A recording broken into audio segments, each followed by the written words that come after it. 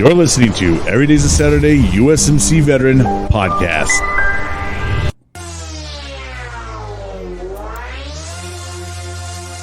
Now introducing your host of Every Day's a Saturday USMC Veteran, the one-man show, Brian Roof. Hey, what's going on, friends and fam? Thank you guys so much for joining Every Day's Saturday with me, your host, Brian Roof. I'm so excited to get going on this next interview. But before we get going, I'd like to say a special thanks to podcastguest.com. Appreciate you guys for, giving me a whole bunch of great guests to have on the show. And that's exactly how I got my next guest. My next guest is a Navy veteran.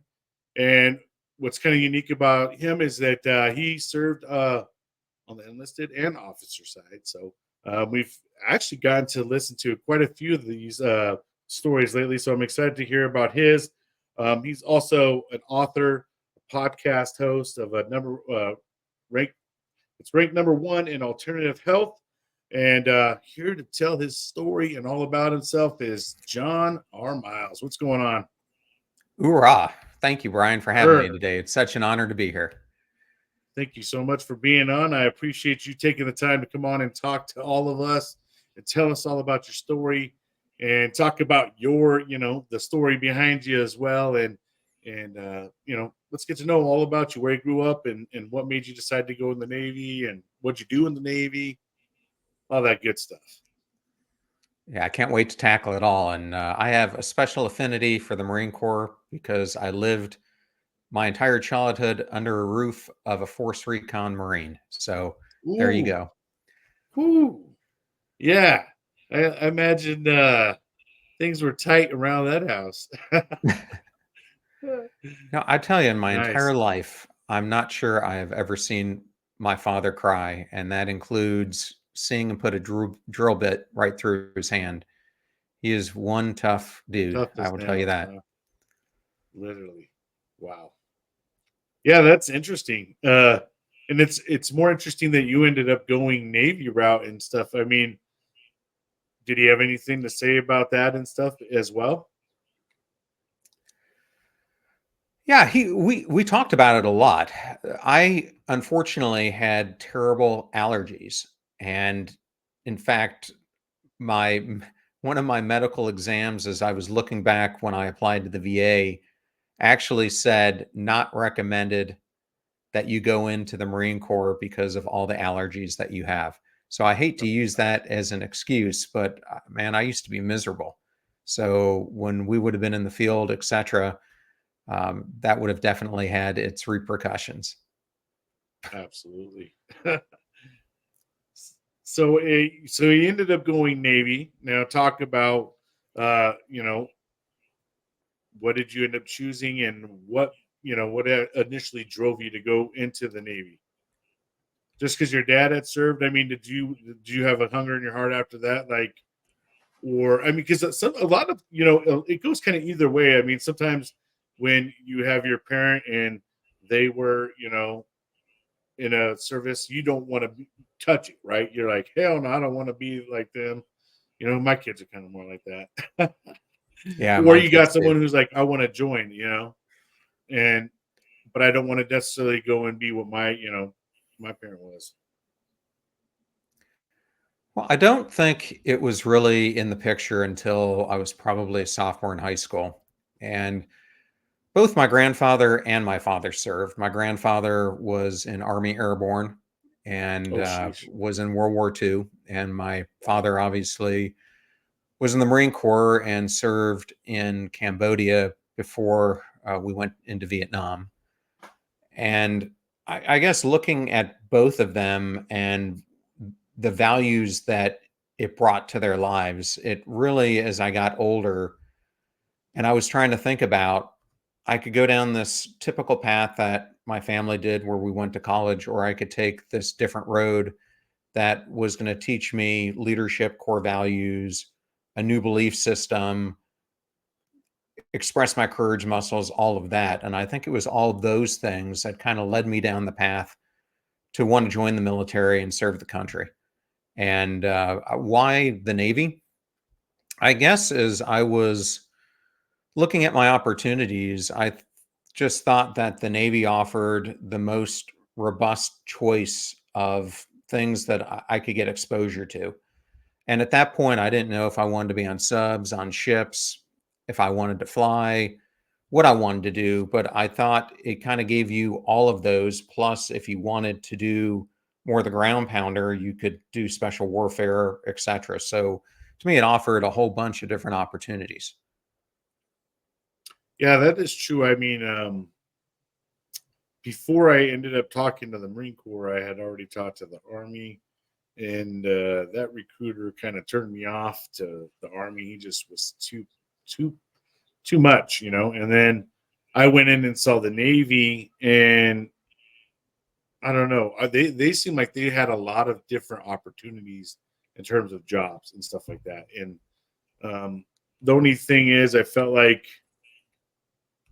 for them, I think I was like my ASVAB maybe wasn't good enough or something to go into the job I went to. So I was just like, I wasn't not really wanting to retake no ASVAB either. But so Well, what job did you end up choosing while you were in the Navy? Well, I started out as a radio tech and then went to the Naval Academy Prep School, and then through that, commissioned through the Naval Academy. And upon graduation, I actually became what they call now an information warfare officer. But at the time, we were called cryptologic officers. And so it was really an extension of what I had done on the enlisted side. But I thought it was just fascinating because when you work for the NSA, you really get exposure to everything. To me, it's kind of like working in a company where you're in HR, maybe finance, IT, and you kind of see everything that goes on in the company. The same thing to me happens when you do something like intelligence or, in my case, information warfare, because you get to experience all the different disciplines. And I loved it. I was what they called early on a direct support officer. So I got to fly an aircraft, got to go on subs, got to go on aircraft carriers, Dang. destroyers, cruisers, deployed with SEAL teams. So it really was a very rewarding uh, career for me while I was doing it, and exposed me to all the things when I was in high school I hoped I would get exposure to. Now, in terms of going to the Naval Academy, now did you already have schooling prior to that, or is that something you ended up having to apply for, getting selected for? I mean, what? How did that whole process work? Well, when I came into the Navy, my commanding officer, who was a Naval Academy grad, recommended me. He saw the potential, and I had scored really high on my test scores, and he thought that my potential would be better served being an officer. And that's what led me to go to the Naval Academy Prep School, which was great because in that year that you're at the prep school, they're basically teaching you the majority of the courses that you're going to take as a plebe. So for me, it was very advantageous. Not only did I meet a whole bunch of classmates that would make going through that plebe year much easier, but academically, I wasn't challenged because I was redoing almost all the courses that we took our plebe year. So for me, it served a multitude of purposes, and it also got you used to what the academy was going to be like, and the rigors that you were going to have to go through in balancing your academic load, the military load, and your extracurricular activity load. How long have you already been in at this point?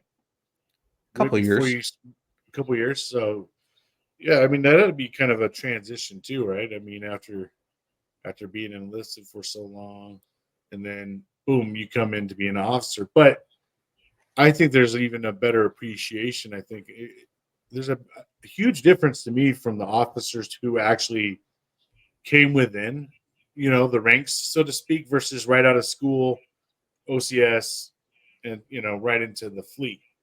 Because there's a whole thing. There's an element that you don't really understand with when it comes to the different units and actually the people on the ground on the boots, the boots on the ground, so to speak. I mean, Man, well, I'll tell you one thing that I learned from day one is that, especially when you're at the Naval Academy, they never teach you what the real world is like. And I don't think you achieve the real world experience by being around a bunch of officers. To me, I always thought that the most time and investment that you needed to put in was with your NCOs and, in my case, my senior chief or my chief, because that was going to determine success or failure, that relationship that I had with him or her. And you have a little bit of a understanding when it comes to the morale, right? And because you've been there yourself, right, in the suck, and being that one, being told to do something that you're not really, a fan of doing. Um, but now you're flip side. Now you're doing that right now, or putting people in charge of that kind of stuff. So now you have a different, but you have more of appreciation, I would say, than, like I said, someone just straight out and they're brand new and they only go through the training, and you're not only going to get so much from that. Like I said, you're Yeah, never I going mean, to I'll get give the you a great morale flavor and all that. Yeah, I mean, I'll give you a great example. I remember my first deployment as an officer. I went out with a lieutenant. At the time I was an ensign, who I was shadowing. And I remember going on this ship, and this officer really isolated himself from the rest of the ship. So he would go to meals with the other officers, but the vast majority of the time he would go up into our skiff and not venture and do anything else on the ship. And so we never really formed any bonds with the rest of the ship, etc. And I saw through that that in doing so, you're really creating an us versus them type of mentality, and the ship is never ever going to embrace you as being part of the crew. So when I started getting my opportunities to lead teams, the first thing I would do was volunteer myself and the teams I was leading for watches. I don't care if it was doing underway replenishments. I didn't care if it was standing watch in the CIC or on the bridge. We acted as if we were part of the crew. And in doing so, we were brought in very quickly and treated like we were part of the crew. And I would encourage them to do everything from getting into card games to volunteering for mess duty, whatever it took, um, doing drills when we had battle operations. It didn't matter as long as we were fulfilling, helping out that ship that we were on or submarine, because I didn't ever go on any ship except maybe an aircraft carrier where they had the proper staffing. All of them needed more people. Every single one of them was short officers. And so if I could take watches, it helped the other officers on board. It allowed them to get sleep, maybe an extra meal. And to me, it really was the make it or break it, I think, in the success that I had and for the medals that myself and my team were awarded, because those commanding officers felt like we were part of their crew. See, and that's just it. I think that's one of the bigger things when it comes to officers that once were enlisted, is that they already know how to act like the crew, right? Or they know how the crew kind of acts. You already know how they kind of intermingle. Someone that's never been around that kind of environment doesn't understand that, right? It's a different thing, especially in the military. And when you got these units that some of these guys been with each other for a while, and they like to joke around and do things that you're like, whoa, like, but you were enlisted. You were probably one of those guys at one point in time playing and doing all those things. So you kind of have more of an understanding versus some guy coming in like, what is this? Like, what are these guys doing? That's Yeah, why I think well, it's almost like it's a necessary thing for officers to almost get a piece of that enlisted side, and they should probably think more. And I think they do it more. I think it's the CISIP or something like that, or I forgot what someone called it, but I think they do encourage it a lot more now on the listed side, which that wasn't a thing when I was in, where they were trying to encourage enlisted guys to go into being officers. But now it is, I think it's more that they're starting to see the value from it, right? They're starting to see the value of having their leaders be guys that were once in that suck. Yeah, I've been trying to guide my niece who wants to go in the military. She just graduated from high school. And as I've been observing these programs, Space Force, the Army, the Air Force all have programs that they advertise for people going in, where coming in, you have a clear path if you test well enough to become an officer. And to me, that is really smart because I think, as to the point that you're saying, some of the best officers I ever served with were Mustangs. And having that experience really paves the way for an authentic and service-based leader. Right. I would agree 100%. And, and I think they're starting to do more of that too, because they're starting to see that it's hard to fill some of these billets now, right? I mean, we're starting to have a hard time with retention and even getting people in. I know the Navy's really starting to, like, kind of move it down a little bit so people can kind of get in now. Um, so I Yeah, I mean, mean, the ones that are smart out there should be capitalizing on some of these opportunities that are going to be there, low hanging fruit for some of these ambitious ones, because a lot of them are sitting back waiting for stuff. yeah, I'm not the most up on it. Although, from what I understand, the Marine Corps is the only service that has actually met their manning requirements.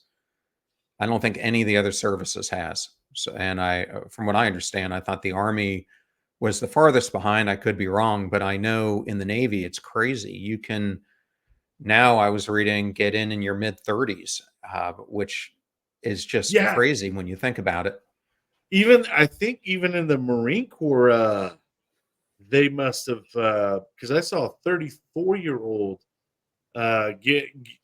was just went through boot camp, and I was like, I thought it was 27. So I mean, either he had some kind of a waiver, or they are starting to change the age requirement where they're just like, hey, at this point in time, we'll just take any willing and able body. Because I think even with the Navy, you don't even have to have a diploma anymore. Which I would thought that was kind of shocking, right? Like, I'm sure you still got to test and stuff, but Yeah. it's kind of crazy to see where they're kind of lowering their standards. But I guess if we got to get the job done, I mean, shoot, anybody willing and able, come on through.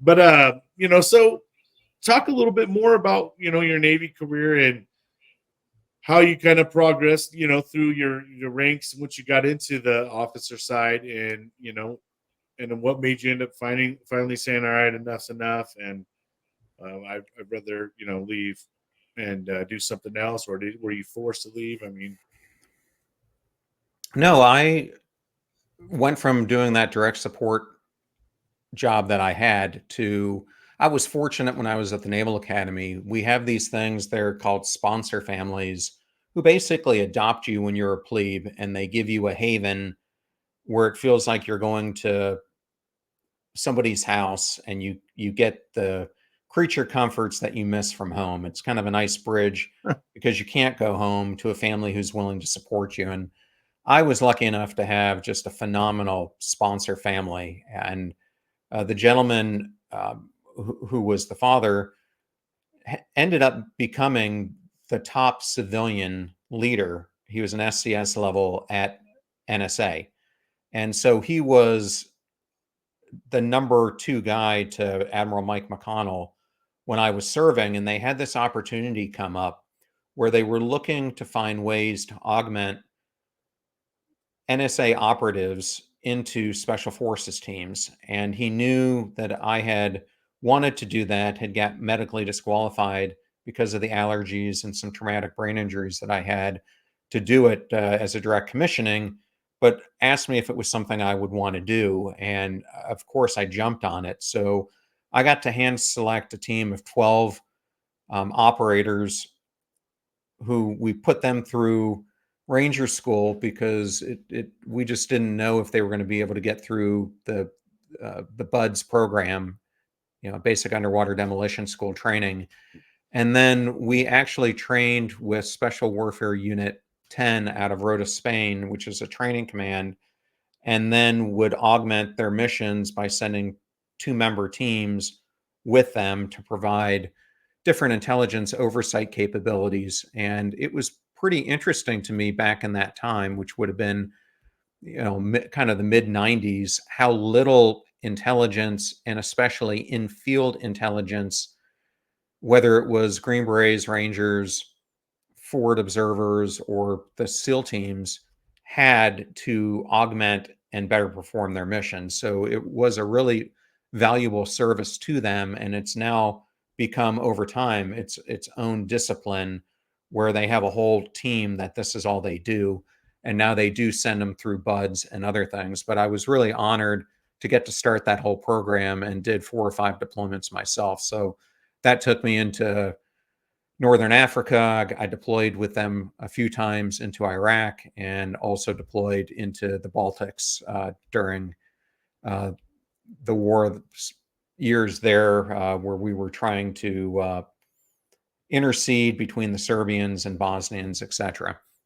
And then from there, the most unexpected thing happened. I got short selected as a lieutenant junior grade to go into a lieutenant commander, so an 04 billet, at the Joint Interagency Task Force in Key West, Florida, that had the mission of thwarting counter drugs or drug operations coming into the United States. And so I got to work on a 2-star staff and was the XO of the NSA unit that was attached to this command. And that was another extremely rewarding opportunity, because as a young guy in my 20s, I was briefing the vice president, cabinet members, admirals, congressmen, senators, because all of these dignitaries knew about the bases in Key West, and that they would write these trips off because they could use these special flag-based housing that they could get for a weekend, and then they would come in to get briefings from us so they could write off their trip, so to speak. But for me, it was great, because on Saturdays is when we would do these briefings, and I can't tell you the number of dignitaries I got to brief, and to have that experience at that young an age was incredible. The other incredible thing was, there are very few jobs where you can come in at the start of your day, and at the end of it, you have a drug interdiction or something that shows you tangible results for the work effort that you're putting in. And when I was there, we took down hundreds and hundreds of tons of cocaine, heroin, whatever you have. And so all of that to me was extremely fascinating and rewarding. And you asked, why did I get out? Well, at the tail end of that tour of duty, in addition to having all the services there, we had customs, DEA, CIA, obviously NSA, etc., FBI, all ATF. all part of this command. And so all of them approached me and said, because of your security clearance, everything else, we'd love for you to join us. So I ended up going down the process of applying to 4 or 5 of them, getting accepted by each one, which was a pretty arduous process at the time. I think I had to take 5 different rounds of polygraphs and all Wow. their testing, and Asking then all ended your up neighbors selecting. questions. Yeah, and then and then I ended up selecting the FBI, and I got out, and man, I'm telling you, literally 3 days before I'm supposed to go to Quantico, it was either Thursday or Friday. I'm supposed to report on a Monday. I get a call from my detailer, and this was kind of in September of the year. It was the Clinton administration. It was one of the first times, if not the first time, Congress couldn't pass a budget. And so my class got recycled, and man, I thought it was going to be a short time thing. And I was so naive. 4 years later, basically, is when I Oh, eventually got wow. the call back. And in between that point, and 4 years later, I had a kid. I was in the middle of my MBA, and I was now working for Booz Allen and living in San Diego, and kind of the whole opportunity passed me by. So in the interim, I went into the reserves, and I guess what the reason I got out of the reserves, and kind of regret it today, but at the time I just had too much going on. My plate was just too full, and I couldn't handle anything else on top of working 70 hours weeks, having a newborn, and trying to complete an MBA program. That's pretty much why the military has their saying. If they wanted you to have wife and kids, they would have issued you them. You know what I mean? So that, I mean, it gets to be rough, especially when you have a family and kids are expensive. And I mean, yeah, that can definitely alter your. I mean, 4 years is a long time too, right? I mean, and for you at that point in time, you would have to change a lot of things, and you still have to pass, and there's just so many unknowns, and now you have certainty that you've already probably worked towards. So I mean, I imagine that was really rough. Well, it was, and at Booz Allen, I was now earning far more than I would have as an FBI agent, and Yeah. I'm now behind where my classmates would have been, 2, 3 years behind, who went into the FBI, and they weren't going to give me any additional, I was still going in at the same GS level that I would have gone in to begin with. So I just, at that point, didn't see the upside to going back, and life, was just in a different place. Now, are you kind of glad that you didn't go that route, or is there a part of you that wishes you would have? Man, I think there's a big part of me that, looking back, I guess as a kid, I had always saw myself in these action-packed jobs where I wasn't sitting behind a desk. I was out there, in the element, serving Wearing that people. coat that says FBI on it. Tell me no. I mean, because even when I was a kid, who didn't want that FBI coat? It always looks cool, man. Or CIA operative, or whatever you want to Yeah, say, yeah, James exactly. Bond. I mean, that's Yeah. what I wanted. So this career I got into, and this is a big part of what I talk about now. I think we get into these portfolio careers sometimes out of necessity. And I think that's what happened to me, because when the FBI didn't come to fruition, it's not like you go into this thinking that the government isn't going to come through. It was a big learning lesson for me coming out of it. But I didn't really have a plan B, because who would have thought that Quantico wouldn't have happened? So I really had to do some unorthodox things at the time to get myself in a position to be hired in a quick manner, because you can't live without pay, right? And Right. I No. Yeah. and I feel blessed that I got the opportunity to go to Booz, and who had you know a great transition, much better than many companies, in bringing veterans into it and kind of retraining them from the military world to what it was going to take in the civilian world. So I think that was a really lucky break for me when I look back upon it. Nice. Yeah. So, now that you've been out and stuff, like, talk more about that kind of life for you, and, what kind of led you into being an author and starting a podcast, and, kind of, how did you stumble, down this path? So one of the core messages I'm really trying to tell people today, especially the younger generations coming up, is they're going to have to become experts at a couple different disciplines. One is being a constant learner, because the pace of change, the pace of technology adoption is happening at such a quick manner that the only way that you're going to stay relevant is by constantly learning and constantly staying ahead of the trends. And what that leads to is the second thing that you're going to have to be extremely good at, which is reinventing yourself. And I know that this is something that I've had to do multiple times throughout my career. And it's really become something I've become very good at. But for most people, it's not a natural thing. It sure wasn't for me at the beginning. And then I would say the third thing is you really have to double down on those things that AI isn't going to impact, which is really your adaptability equation and emotional intelligence. Because regardless if AI is there, if robots are there, et cetera, we are still going to have to work with humans. And I think that skill set is going to become even more important in the future. So those three things really became defining elements of my career. So if I look at the transition from Booz Allen to then I went to Anderson Consulting, I did so because at Booz, I was still working primarily on government types of contracts, and I really wanted to get more exposure to the civilian world. And that transition took me from San Diego to Houston. And at the beginning, it was a great transition because it was the largest office that Arthur Andersen at the time had.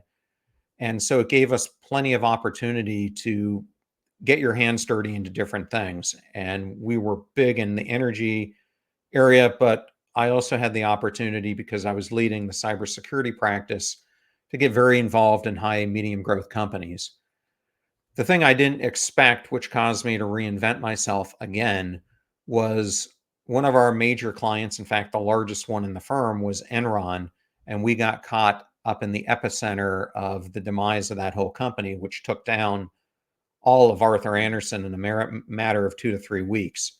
And Oh so I God. found myself again Sheesh. in this position where life threw a curveball at me and I had to adapt. And so I decided this time, I had done the consulting thing now for about 7, 8 years. It was now time to try something different. And you ask about, are there points in my life when I look back and sometimes wish I would have done something different? This would have been one of those times where I wish I had a little bit more time to think about it, because I probably would have gone back and pursued something different. But I ended up going in and pursuing a role as a business executive in Fortune 500 companies. So the first role I took on was I was the first chief information security officer, and this was when the CISO was a relatively new job for a $15 billion company in Australia called Lendlease. And that was really fascinating for me because it was the first time that I really got immersed in global operations, got to live again in another country, and was part of something on a global scale where I was again feeling like I was making a huge difference. I spent a few years there and had the opportunity, because of my security background, to get recruited to go to Lowe's Home Improvement. And the reason I was brought in, a lot of people probably don't realize this, but in 2005, Lowe's at that time had the largest hack ever in retail happen to it. And so I was brought in to clean up that mess.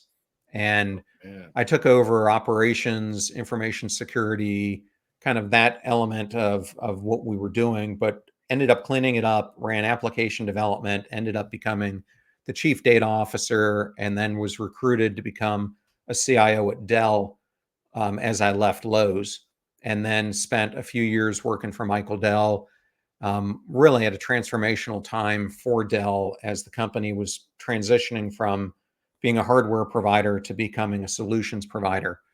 But along all this continuum, a lot of the stuff that I talked about earlier and how I approached those opportunities that I had as an officer when I would go on the ships, I really used those key learnings of being a servant leader, of never asking anyone that worked for me not to do a job that I was willing to roll my own sleeves up and do. And some of the secrets, I think, to my success were I I would spend time learning who my people were and what motivated them, because I think when we look at why so many people are disengaged today, it really comes down to the cultures of the companies that we're in. And what I found is that oftentimes we look at an individual in the pigeonhole that we find them in when we arrive at a company, meaning we don't look at the fact that John might have done all these things before the job that they're currently in, nor have all these aspirations outside of work, whether it's buying a house, going back to school, raising a family, becoming a musician. I don't care what it is. We tend to only treat people in a limited way instead of really looking at them as a whole person and helping them see that they matter and that we're here to really propel all their life to the next level. And so I really took that approach into my leadership roles. And I think it was so transformational into why I was able to take low performing teams and over a very short period of time, a year to 2 years, take them from being low performing to some of the highest performing in the organizations. And so I really became known for being a transformational type of leader, turnaround type of leader. And that then led me from my experiences at Dell to going into private equity and going in and turning around private equity owned companies and um, basically transforming them from within. And so, how did that lead me to what I'm doing today? I guess along the way, it goes back to what I was describing before. I never in a million years ever dreamed that I was going to be this Fortune 500 business executive. That never was what excited me. And I just reached a point where I realized I was dedicating so much time, sweat, energy, my entire life at making other people a lot of money, making other companies' dreams come true, but I wasn't really fulfilling what I felt was my purpose in helping people live meaningful lives. And so I really reached a point that Henry David Thoreau calls quiet desperation, where I think we fall into this trap. I certainly did, where it was the high achievement, it was the titles, it was the positions after a while, the money, the accolades that was really driving my motivation instead of the intrinsic things in life that truly matter. And I I came to this point where I realized that, picture yourself living your life on a stool, kitchen stool, and it's got multiple supports. In my case, one of those supports, the constant grind, was way overcompensating for the other elements in my life, and I was completely out of balance. So, what I found myself was in this deep state of apathy, of burnout, of just not really feeling like anything I was doing was truly mattering. And I realized that I had to cross the chasm that was staring in front of me. I could continue down this path of doing what I was doing, or I could take this leap of faith and try to pursue becoming the ideal self that I had always desired to become. And so that really launched me on a period of what now is 7 to 9 years of rediscovery, of really doing the work of reinventing myself my whole life. And what I talk about now in Passion Struck is that whole journey and what it's created now as a result. And I outline in the book that you just put up, Passion Struck, really the 12 principles that I learned from studying luminaries that are all around us, everything from Michael Dell, who I talked about, to Mark Benioff, to Derek Jeter, to Oprah, and applying these disciplines into my own life and seeing that they worked. And really realizing that I was onto something here, a methodology that could transform lives. And I wanted to start sharing it out into the world. And so that's why I started my podcast, The Whole Passion Struck Movement, and what I'm doing with the book.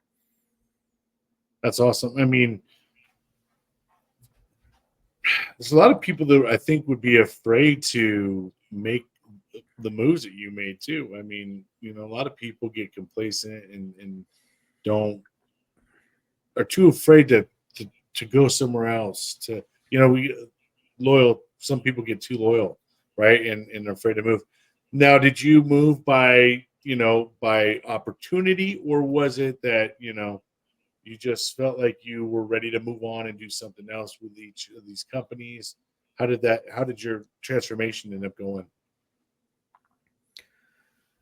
Well, it was really looking at the opportunities, looking at the landscape, and seeing what the most direct path was for me to take on more responsibility. So at Lendlease, for instance, we had gone from being headquartered in Australia to then moving the headquarters to the UK, and then we're going to then move it back to Australia. And it was just too many moves in too short a period of time. And it's very difficult as an expat to find a job in the United States when you're in Australia. And I had an opportunity where I went back stateside in Atlanta, and it was much easier at that point to transition. Plus, when a huge company like Lowe's offers you a VP position where you're going to be the youngest vice president in the entire company, how can you turn something like that down? The opportunity at Dell was more strategic. I knew I wanted to be a CIO.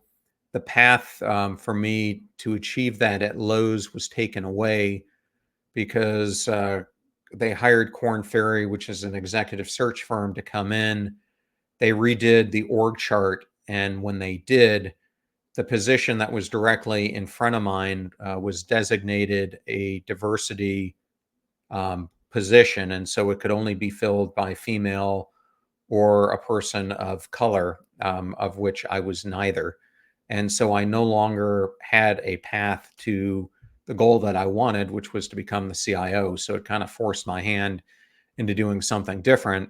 And to be honest, coming out of Dell, I was just really burnt out on the big company thing. And I found myself, the more senior I got, getting more and more away from the things that truly brought me joy and happiness, which were the things that really resulted from me rolling up my sleeves.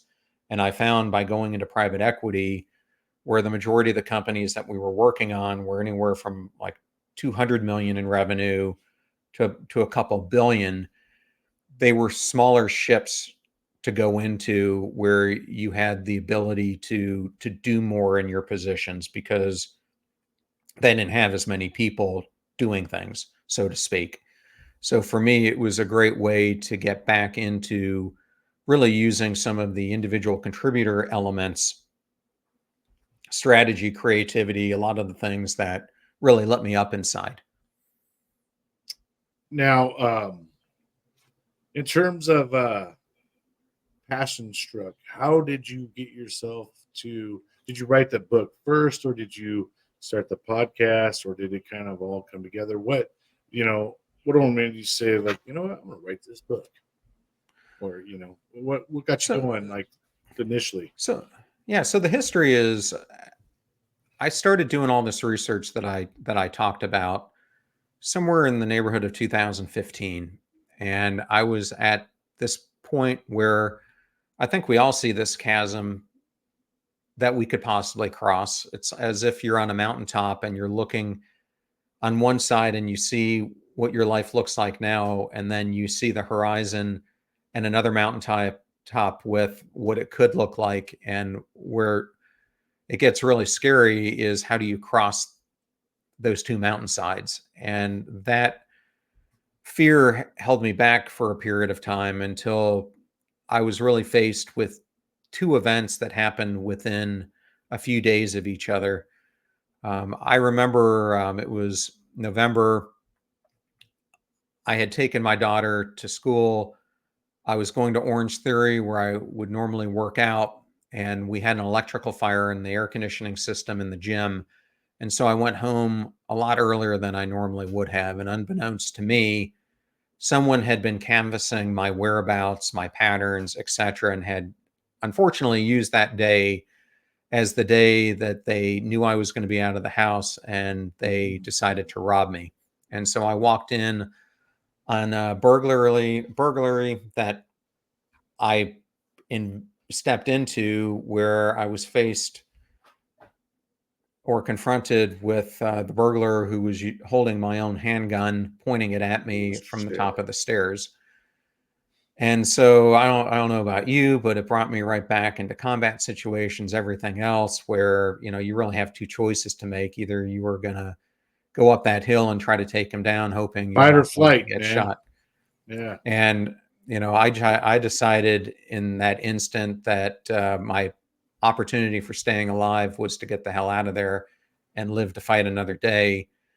And then as I'm trying to process that a few days later, my best friend committed suicide. And as I processed both of those events over the next few weeks and months, it really just hit me that what am I waiting for? Life is finite, and I could make all the excuses in the world not to pursue doing what I feel compelled to do, or I could make the change. And so that started me on this journey of then researching, really doing years of inner work, really getting to know myself again and what really made me tick, what motivated me.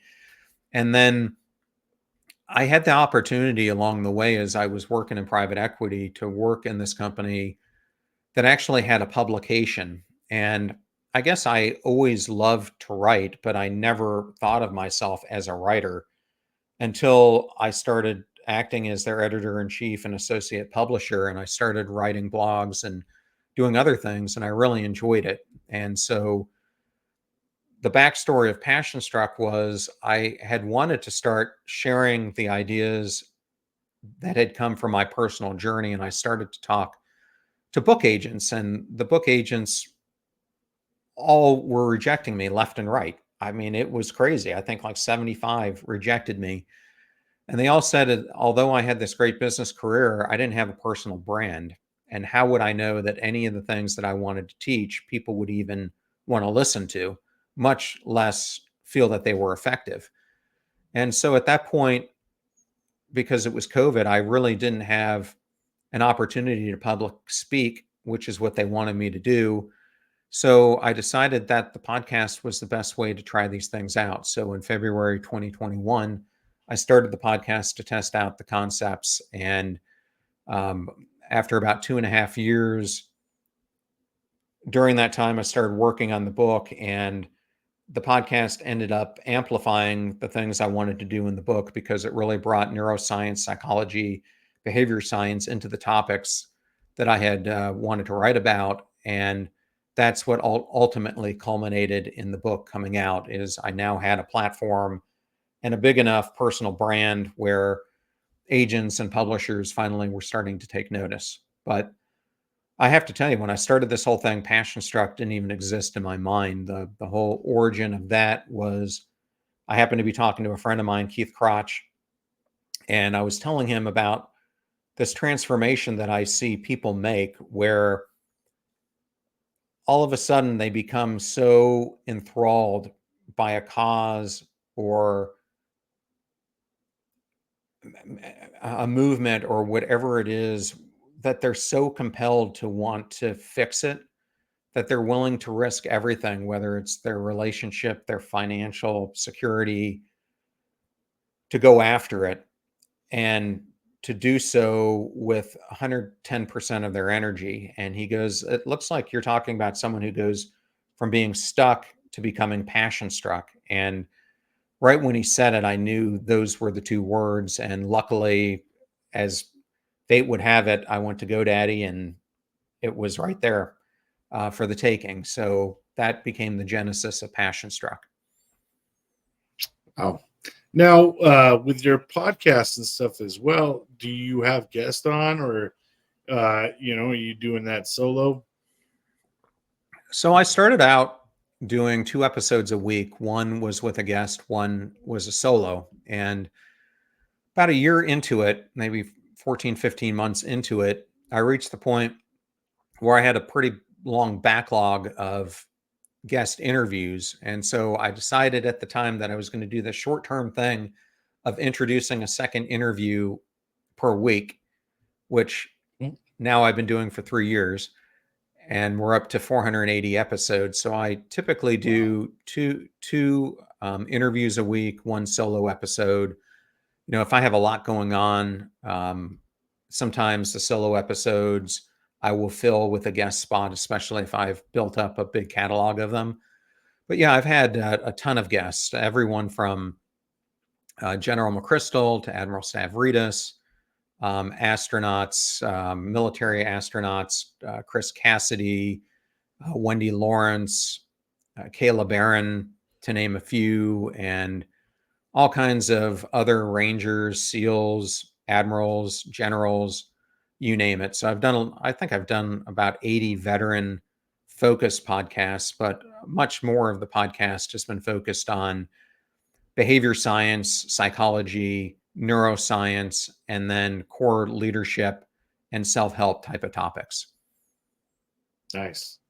And do you have any plans on where you're going to go with it, or is this something you're just going to keep going in as long as you want to? I mean, do you have kind of goals for this whole thing, or Yeah, my goal just is really to become a content empire. Really, what I am trying to do is I really think that one of the core things that is impacting people today is a feeling of unmattering, like you're not living a life of significance. So, just as Disney, their mission statement is to create the happiest place on earth, I'm trying to create the most intentional place on earth by teaching people why, through living an intentional life, making choices that steer you closer to where you want to be, you can create a life of significance for yourself and not end up being 70, 80 years old with a whole bunch of regrets for not going down the path of pursuing becoming your ideal self. So right now, I have this book. I have other books that I want to write in the future. We're working on the Passion Struck University. We're working on additional shows that we're going to launch. But the bigger aspect of this would be getting into comic books, uh, getting into comics in general, getting into more children's areas, because I think the younger that we can teach children some of these core life skills, the more important it is for them as they get older. right? Because we're losing a lot of it, So it helped to have more education in those areas, because I think we're losing some of the things that are very valuable to uh, having a successful future for us. Now, in terms of writing books, are you done with writing books? You're gonna keep on. You have another book in the writing and the making. I have 3 topics already I would love to write about. Um, and I know the next book I would like to write. I'm trying to, since my book just came out in February, I'm still trying to push it, as I'm trying to get my agent to look for deals for the next book. But I'm really feel fortunate that Passion Struck has gotten so much awards already, and it's only been out 6 months. So we've received 6 major awards, and we're part of selected by the Next Big Idea Club as one of their must-read books. So that has been really rewarding and shows the power that the book has. And thank you there for highlighting it if you're watching this. Yeah, absolutely. So definitely go check it out over on Amazon. Passion Struck. So, for the people that are just listening, Passion Struck 12 powerful principles to unlock your purpose and ignite your most intentional life. A lot of what you said does ring very true. I mean, to me, even, I don't think I went down the path of life that I had visioned myself or even wanted, right? I mean, I think when we're younger, we have a tendency to live a lot from others and invest more into others than we do into ourselves, right? And so by the time you start to realize, oh shoot, man, I've been sitting here just investing so much time and effort into this, I've forgot about me, and then at that point in time, you could be already lost. Things could, not be the way that you wanted them. But I think that a lot of that probably attributes to me being more concerned about a girlfriend or being at home, where I would have felt more like that was more of my comfort area, although it wasn't probably the best place for me, right? It was just because I was most comfortable there, so I that's what I felt like doing instead of when I was younger and probably could have risked it a little bit more. And who knows where I could have ended if I really wanted to go down the path that I really wanted to, you know? Yeah, I mean, I'm completely there, and I think that there's so many people who feel that they're living in this gap and can't get out of it. And let's face it, what ends up happening as you get older is you're kind of driven there. So all the responsibilities of life accumulate, and it becomes harder and harder to try to break free from it because you've got a certain social status that you've built up. You've got the neighborhood you live in, the car you drive, the salary that you've been accustomed to. All these things play into our mindset that we just can't see an alternate path. And so we get stuck in just going through the motions of where we're at. Like I said, in this portfolio type of career that we find ourselves in, kind of existing, but not really living. And I think once you get further into that, it's you really start feeling apathetic about your entire life and what meaning does it really hold. And I think a lot of people are feeling that right now. And then they're feeling this pressure of all the displacements that are happening, the resignations, everything. And it is just a compounding mess that is hitting people globally. Yeah, that's 100%. Now, let's go ahead and take a look at a couple places to check you out. We got johnrmiles.com, and we'll go ahead and bring that up. If you want to kind of talk a little bit about your website and, just kind of run us through your website. Yeah, well, my website, both of them tie, both my personal website, John R. Miles, and the company website, Passion Struck, really tie into this core concept of mattering. And I really think that this is something that needs a lot more attention. And so on my website, the tagline reads, "Live your life so it matters." And what I mean by that is our life all comes down to the choices that we make. And that's what I try to talk about in on the website, in the blog post that I do on it. From that website, you can get to the podcast, you can get to the book, but I'm trying to put out as much free information as I can to help people who are interested learn how they can change their life and take it to a different level. The difference between my personal website and Passion Struck is mine is more focused on me individually. Passion Struck is more focused on the company, our coaching, and other things that we do. So that's really the differentiation point between the two, but they definitely play on each other. Yeah, I see. Um, that's awesome, man. I mean, and like you said, look at the awards already. That's amazing. That is quite amazing. Already, you said February came out, right? Came out in February, and I've been really lucky to have some great endorsements from people like Mark Hyman, Seth Godin, um, Mike McAllowitz, and others. So I mean, all this stuff never in a million years that I think was going to happen. And sometimes people ask me, how did you get the endorsements? Like, why would people give them to you?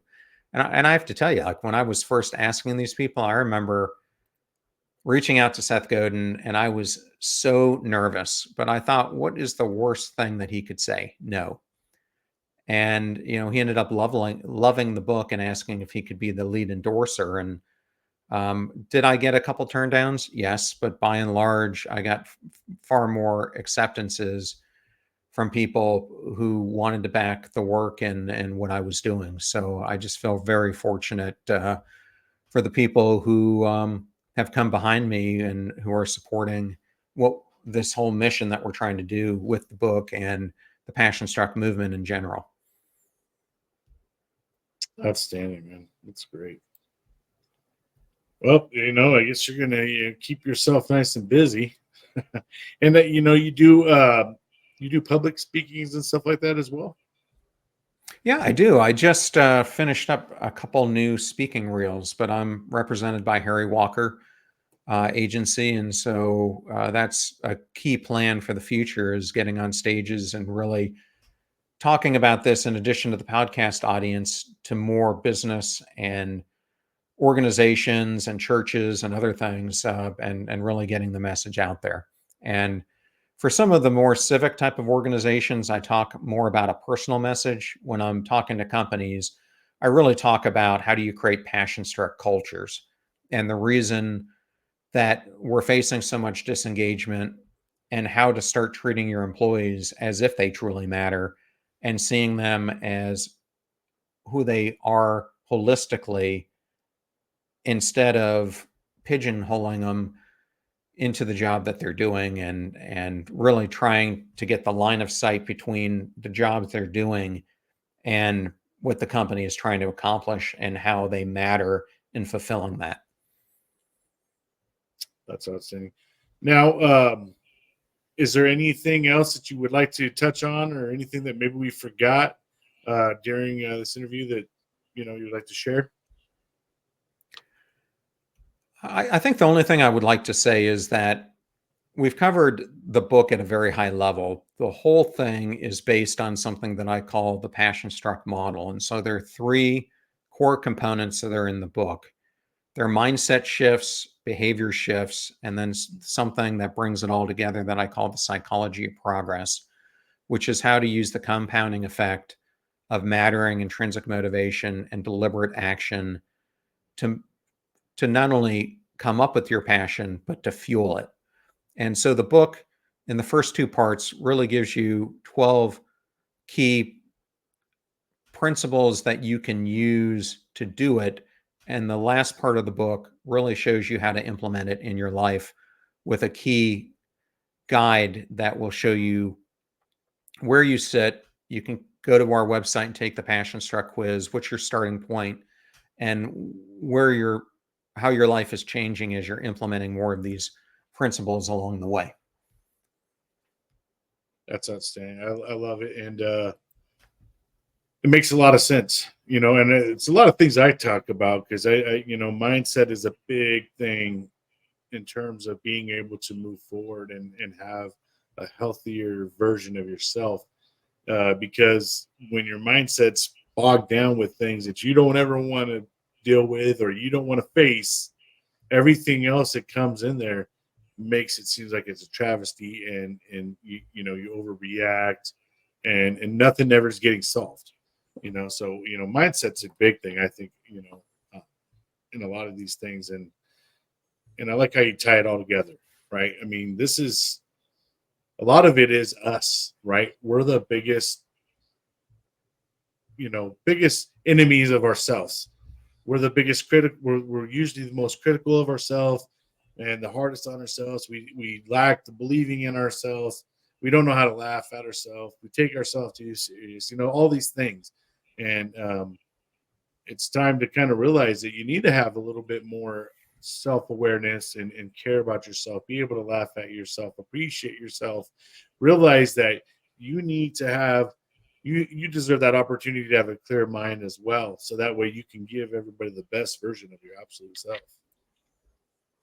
Absolutely. And that's what the whole movement is all about, is helping people Absolutely. do that. Great. I love it. All right, man. Well, like I said, is there any other thing else? Last little words that you might want to say to anybody? I really appreciate you coming on, talking about your experiences, talking about your book, and all the things you got going on. But is there any last words you would like to say? Well, Brian, I just appreciate you having me on the show. I know a lot of your listeners are veterans, and it's always such an honor when I get to be in front of fellow veterans. And I'm so thankful for those, especially who served a lot longer than me, were in more arduous situations than me. I've been there to part of it, but I know what so many of you have gone through and what it takes to rebuild your life from it. So, you know, I I just wanted to put it out there, my thanks and appreciation for all the veterans who are part of your community. Well, sir, I thank you for your service and everything you've done, and we appreciate you. Super Phi. Hurrah. All right, friends and family. Well, that's going to wrap up another great interview. I appreciate you guys for continuously tuning in, liking the show, sharing it out. Remember, if you guys haven't had the chance, go check out the website, edasUSMCvet.com. That's where you can check out all the latest interviews, all the ones that we did last year, and everything that we're going to be continuing to do. We try to put our nonprofit organizations there, veteran-owned businesses there as well. You know, try to help the community out as much as we can. Also, remember, check on your friends, your loved ones, your best friends. Make sure they're doing good. There's a number you can call right down there, Crisis Lifeline, 988. For veterans, press 1. You can talk to someone discreetly. But remember how I say it, don't let the day kick your ass. Make sure you're out there kicking it. Until next time, we'll see you guys all.